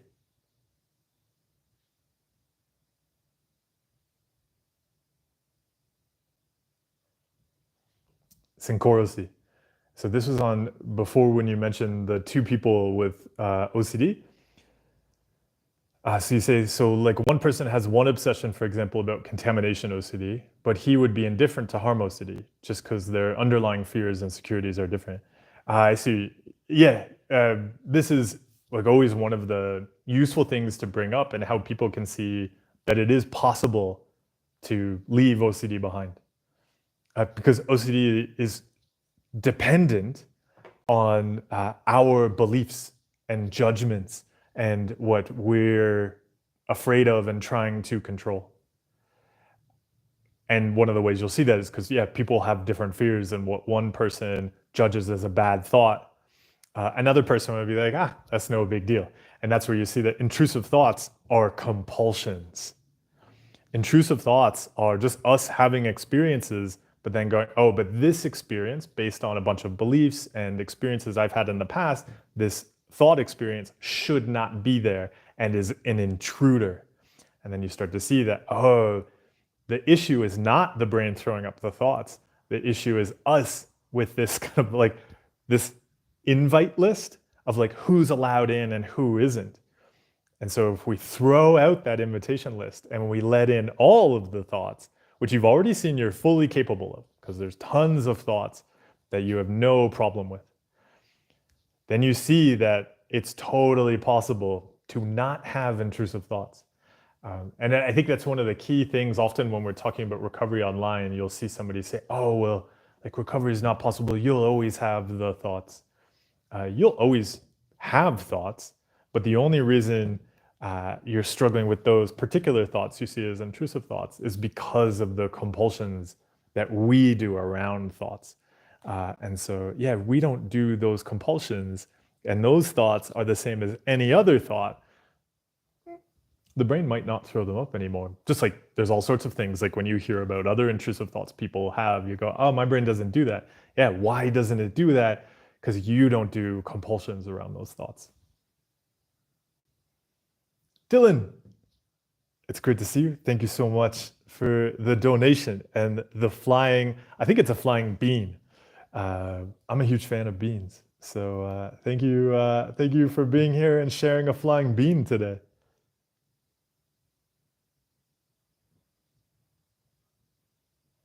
Luna asked, how do we know when enough is enough? My brain is always trying to get me to do more, even when I randomly choose what enough is. Yeah, I think it's a great skill when we're just talking about mental health and fitness in general. I like to call it enoughness. It's something I find we tend to work on as an exercise. Like coaching clients know they've heard me talk a lot about enoughness. And we explore different exercises to practice seeing what enough is. But yeah, a lot of it, like you've noticed, is picking what enough is going to be and then sitting with that feeling of the brain saying, this isn't enough. And it really helped me to recognize that our brains just don't have a cutoff for what enough is. So if we're checking with a feeling for enough, it won't be there.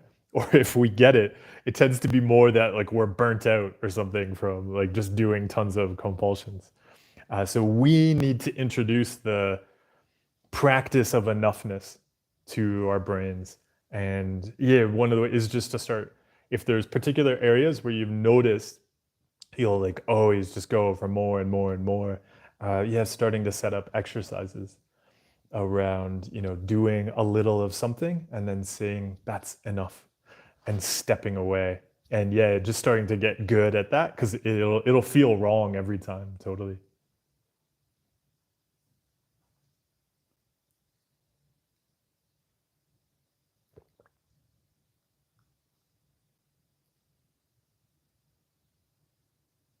Angel said, for a long time, my brain was like a judge that I needed to respond to for every move I made or what I liked and did not and why. Answering to him for everything, I lost my identity. Yeah, I think actually the point you raised there about identity, I find is really useful. We like being ourselves. I'll often describe mental health as the practice of being ourselves. The brain what the brain's throwing up is not ourselves. And so if we start reacting to everything it throws out, it just takes us off on this path that really isn't us. We're just handing over control of our lives to these random fears and cravings and things like that. These judgments that it throws up. And then we get to a place where we're just not being ourselves, and we don't like that.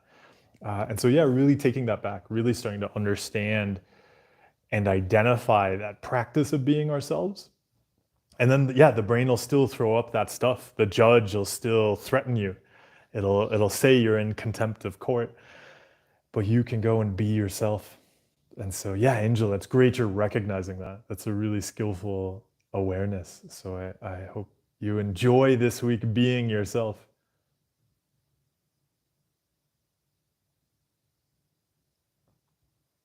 Yeah, Rye said, my sensitivity to adrenaline has increased so much. Any form of exercise or effort now leads to days of high adrenaline afterwards. Muscle tension, shallow breathing, digestive issues, diarrhea, unrestful sleep. How do I navigate this? Because now my world has become so small. I don't do anything physical or stress-inducing anymore. I miss my exercise.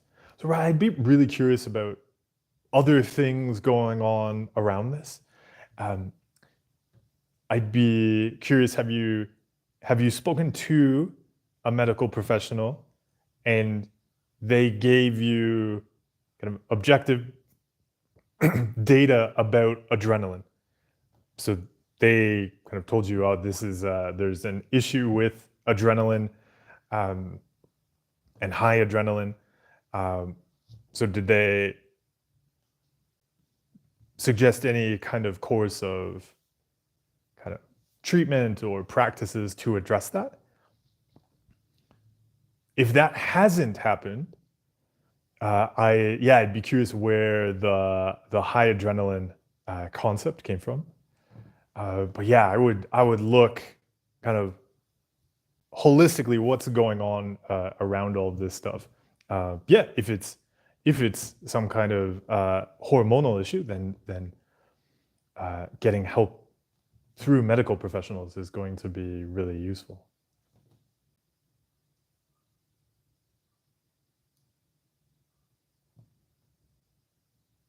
Arsh said, I get not enough sleep because I overthink at night. Please tell me how to get rid of overthinking. I would be curious always if we're overthinking during the day. At the end of the day, we only have the brain we've been training all day. So if you're doing a lot of stuff in your head during the daytime, then the brain is just doing its job by continuing to do that stuff at night. So I'd make changes during the daytime.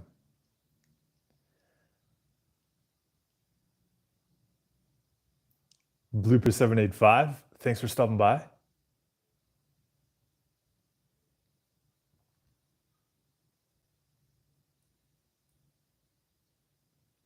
Everybody, we'll wrap up soon. We're getting to the end of questions. So we'll wrap things up shortly. Alexander's said, thank you for your content. Oh, you're welcome. Thank you for checking it out. Said, it really helped me on my recovery journey. I have one question. How to deal with lack of attention, slow thinking, and zoning out during conversations due to anxiety. That idea there of zoning out in a conversation due to anxiety. Why does having anxiety or having some thoughts have to mean zoning out? And so we're often looking at these equations that we built up in our head. Like I describe them as if X, then Y. So if I have anxiety, then I need to, think about it, kind of control it, address it, etc. And what if it's possible to break those equations? So I'd start to explore, you say you're sitting down to have a conversation or something like that. And you set the intention that I'm going to bring my attention back to this conversation with whatever distraction or uncomfortable feeling that comes up, physical, emotional, mental, or around me in the environment. And then to just practice that. Because one of the things you'll notice is too, if you start to do something like this, the thing that the brain is throwing up will change. So yeah, it might be anxiety because that's what it's gotten used to. Like I give you anxiety, you do compulsions, and like brain has this great system going. The moment we start to drop the compulsions, because all the brain ever wanted was the compulsions, it'll start to throw up other stuff. So you may notice you sit down and you said, hey, today, if anxiety comes up, I'm gonna pull up a chair for anxiety. It can join me in the conversation. The conversation is gonna continue. You may notice the moment you do that, the anxiety will turn into weird physical sensations and you'll wanna focus on the conversation, but your body is just like, no, like just fidget right now, just do something right now. And it'll move there. So if we say, no, like that's also one of these uncomfortable experiences that can be here. So I'm gonna pull up a chair for anxiety. I'm gonna pull up a chair for the weird physical sensations. Great. Then the brain will move on to something else. It'll pick up something in the environment, like a sound or something you hadn't even noticed before. And now it's like, oh, if only that sound would stop, because that sound is making me check out from the conversation. But it is not. It is, again, the brain is trying to get the compulsion. So we're going to pull up a chair for the anxiety, the uncomfortable physical sensations, and we're going to welcome in the annoying sound, and so on. And so just keeping that focus on the valued action and welcoming whatever uncomfortable experience the brain is going to try to latch onto, because it's just looking for the compulsion. So have fun playing around with it. But it's also, right, not a thing we need to get rigid with, because it's about gradually building up these skills. So it'll be really challenging at first, and right, not hating on that, making that okay. Enjoy. Yeah, AK321. So what can be core values for socially anxious and highly sensitive people? Actually, one of the kind of consistent things that we look at with that is that you would only be anxious about what other people think if you cared about people. So probably one of the values, you don't have to think of them as core values, but like one of the valued actions you'll practice is like giving things to other people. Yeah, because you see that you care about them. And so that's something you can celebrate. And giving to other people doesn't have to mean like, I'm going to give people donuts every time I see them. Although that's nice. Giving can be about like, oh, I just want to give my attention right now. Or I just want to give some information. I want to share about myself because, yeah, I care about other people. So I also want to share about myself with other people. Yeah, giving can be very broad. It doesn't have to be some kind of like, again, big effort to control what other people think.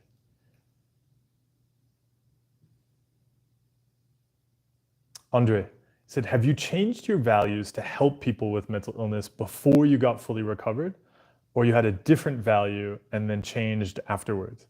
Yeah, I would say values around sharing like mental health stuff came afterwards. It wasn't like a value, I'd say like when I was working on mental health and fitness skills. It came afterwards, just from seeing. So yeah, like seeing, I don't know how to describe it. Like it was really weird for me when I started to engage with mental health communities. That wasn't something I did before going to therapy. And even it was something I did probably, I'm thinking, I can't remember now, it probably would have been a year or two after, maybe, I had stopped going to therapy, because it was so great to get over the mental health struggles. And I remember this very clearly, like the number one reason I started engaging with mental health communities is because my life became so different from cutting out the compulsions and starting to interact differently with experiences. And I hadn't engaged with community before because I just saw everything, excuse me, everything I was doing as totally normal. So it was only after making all of these big changes and seeing how much better life was without, struggling with mental illness that I remember thinking, wow, like, why does nobody talk about that you can get over this stuff? I want to connect with other people that have gotten over these mental illness diagnoses. This is great. And I remember like going to, online mental health communities, and then people were just, they just share about having compulsions and having, like, it's just about saying like, oh, does anybody struggle with this? And then other people being like, I struggle with that. And then people are like, oh, isn't that great? We struggle with that. And then that was it. And that was just so common, just kind of like this kind of like cheerleading suffering. And I thought that was weird.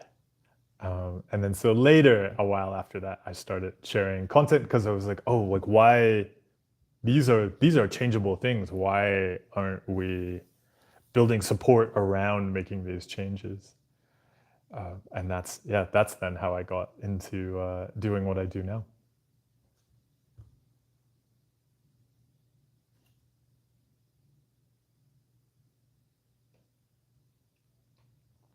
Yeah, you said sometimes I feel I don't deserve. Excuse me. I think some. Sorry.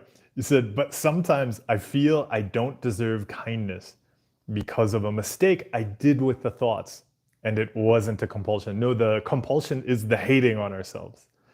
The compulsion is the, oh, you don't deserve kindness. That's the like judging ourselves is this contamination. So yeah, it's really useful to be unreasonably kind and supportive to you.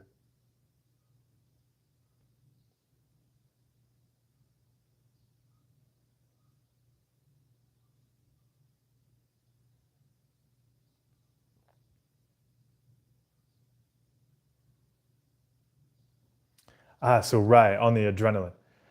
So now you said, I have visited the doc. Yes, a clean bill of health and hormones. The doc said it is probably a sensitized nervous system through years of high anxiety. Same way a bruise gets more sensitive through touching it. Okay, so do you want to explore interacting differently with physical sensations? And so just like we could say that when we first start work on cutting out compulsions, we could say that our anxiety system is in this super heightened overreactive state, right? That like it sees anything as a threat. That's okay, right? That's often the point we begin at. Likewise, it can be our nervous system. And that can go on for a while too, where we might be doing something and the nervous system will be in this like threat mode and we're like, hey, there's nothing wrong here. And the nervous system will be like, but I'm going to have a panic attack. Because it takes time to make changes around these things. But it will be about then, exploring different ways of stepping into these experiences where the body is going to go, wow, this is a threat. And we're now going to start to show it that it's not a threat. It could help to see that as not high adrenaline. Because the moment when we latch onto an explanation like that, it kind of removes it from things we can affect. But if you've had a clean bill of health and the doctor has told you your hormones are normal, then it could help to see, okay, my body, right now believes these situations are threats. And then actually, if it's interpreting that as a threat, it is doing what it's supposed to do. Now it's going to be a journey of exploring how to see these experiences not as threats. And there's all sorts of resources and things like that, like whether you work with a skilled professional on a kind of program or you explore different practices, but seeing it like very similar to if we were cutting out a compulsion, right? It's very normal when we cut out compulsions that the brain goes like full on panic attack mode because it's associated the compulsion with safety. And now we're not doing the safety behavior, so it's going to see that as a huge threat. And then, yeah, we have some pretty wild and difficult physical experiences when that happens. But it is possible to take the body on a journey of change, just like we can see how that threat detection system has built up over time. So yeah, Rai, I hope you on the steps ahead give a lot of kindness to your body. It's trying to protect you, but now you get to show it that it can interact with the world a bit differently.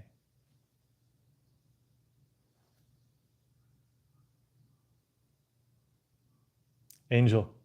So one thing that I've heard from you that I remember and makes me not take my brain so serious is the brain does not pay me money to deal with him all day.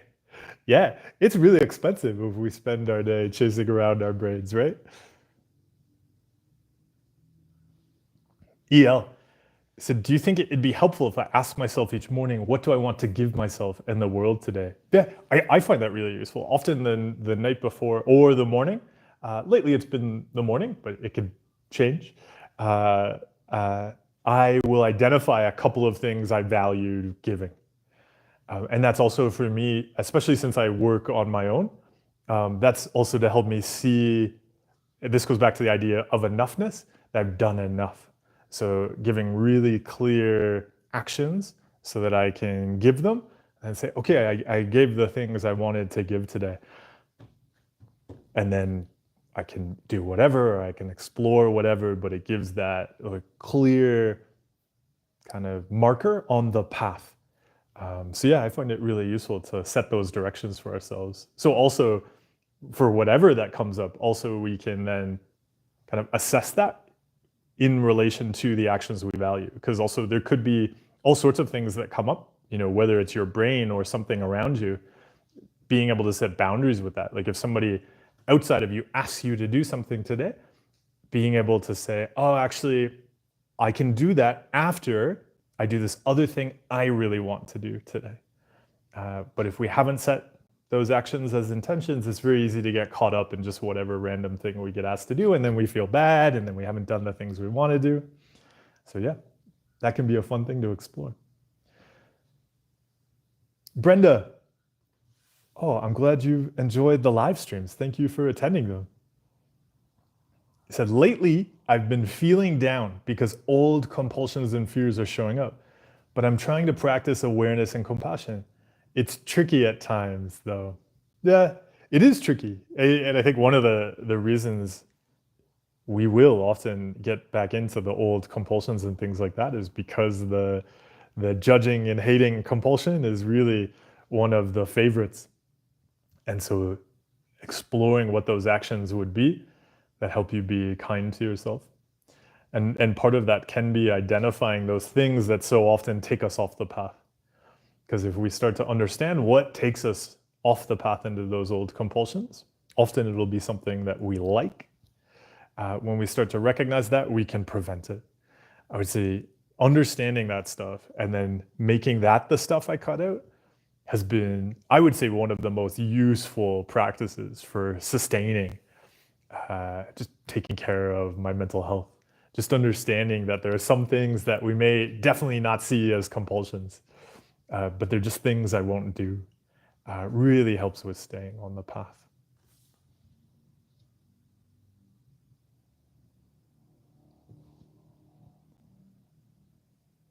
Everybody will wrap up here momentarily. We're almost at 2 minutes, but I think, Angel, we have enough time to...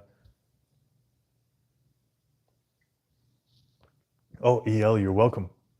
Angel, he said, I've suffered from mental health since I was little, and I'm in med school now. I have been through hell with these two combined, but I will be a great psychiatrist. Giving hope not only from medication. Yeah, Angel, it's great you're having these experiences of learning how to have a human brain. That experience of learning skills to handle and navigate these spaces will be so useful when you're working with your patients, because also you'll understand really well the kinds of challenges that they're running into with making changes themselves. And so, yeah, enjoy giving support to your patients. And with that, we've come to the end, and we have 10 seconds before 2 hours. So let's wrap things up there. Everybody, thank you so much. Everybody who donated today, thank you so much for the generous support. Everybody who has joined the YouTube membership channel, thank you. Welcome. If anybody's interested, you just go to youtube.com/everybodyhasabrain/join, and it will take you to the sign up page. Rizi, thanks for stopping by. Brenda, thank you. Siad, the next session will be in two weeks. Happens every other week. So not next Sunday, but the Sunday after that. Again, the workshop in Mexico City, March 22nd. Excuse me, the sign up link is in the description for the live stream. And also I'll go post it on Instagram right now. Everybody, thank you so much for stopping by, sharing your support, and sharing about your adventures with brains. Enjoy being yourself this week. Thank you.